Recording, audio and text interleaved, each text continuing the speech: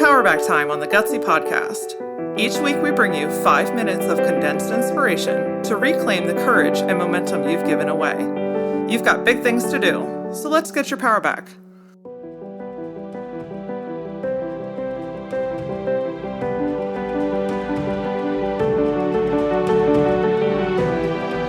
One of the top ways that I see, particularly women, giving away their power is by silencing their voice. How many times have you wanted to speak up and found yourself thinking, I don't want to cause any problems. I don't know what they're going to think of that. They're going to think that I'm demanding or arrogant or an asshole. So instead, you silence and you settle. This week, I want you to take your power back by voicing yourself and start to ask for what you want. I was having an amazing conversation with my sister, who is a fellow small business owner, and we were talking about showing up, speaking up, and asking for what you want, especially when you are investing in a product or service.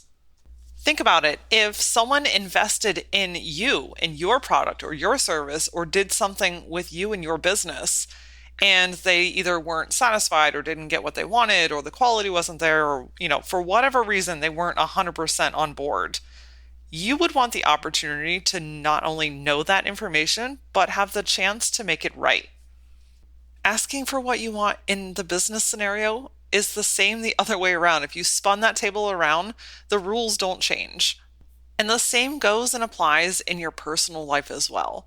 I mean, think of how many times that you wanted something, or you wanted to go somewhere or do something, but you chose to be silent instead of voicing that thought, opinion, request, whatever it is that was trying to come out of your body. You chose to say, actually, I'm better off just not saying anything at all. When you choose to not ask for what you want, a couple of the different things happen. First of all, you settle. You're settling for something. It means that you're not either getting 100% of what you want, or there's a part of you that is saying, you know what, it's okay, myself and my opinions and what I want and desire in this life, it's easier to just bypass that so that I don't cause an issue.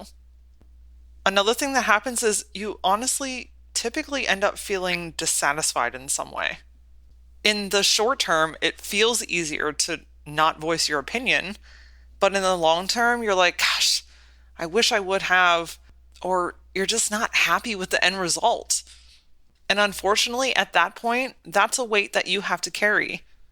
Something that I told my sister is that you'll never get what you don't ask for. Another thing that happens is a lot of times people end up holding resentment.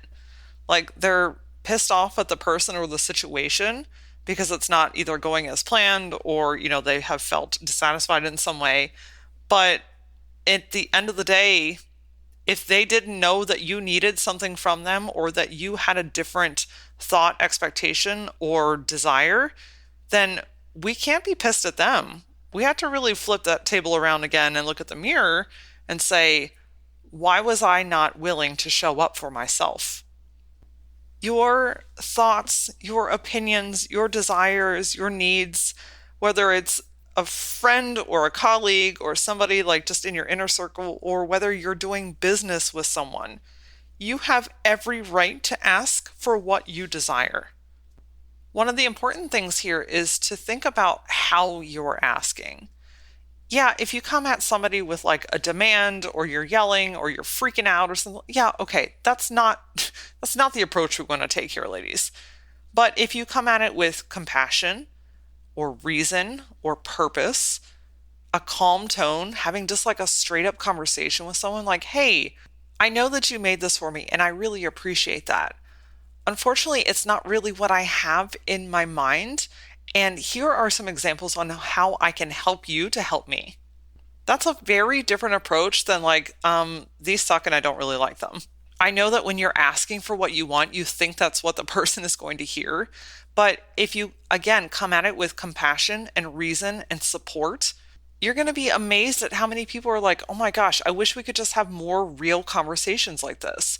Oh my gosh, we can solve a lot of unnecessary issues by just talking about this. And Crazy thought, at the end, you're both satisfied or you're both feeling supported. You're walking away knowing that you stood your ground and you stood up for yourself, but you did it in a way that was true and of human, beautiful fashion. And that person had a chance to help you. Your voice matters, your opinion matters. And remember, you're never going to get what you want if you don't ask for it. Join me every Tuesday on the Gutsy Podcast as we dive into a very specific topic that relates to your life and your business. And every Thursday, we are taking our power back. If you want to follow along or check out previous episodes, head over to thegutsypodcast.com. And for more gutsy insight, follow me personally at @thatlauraora. And until I see you next time, stay gutsy.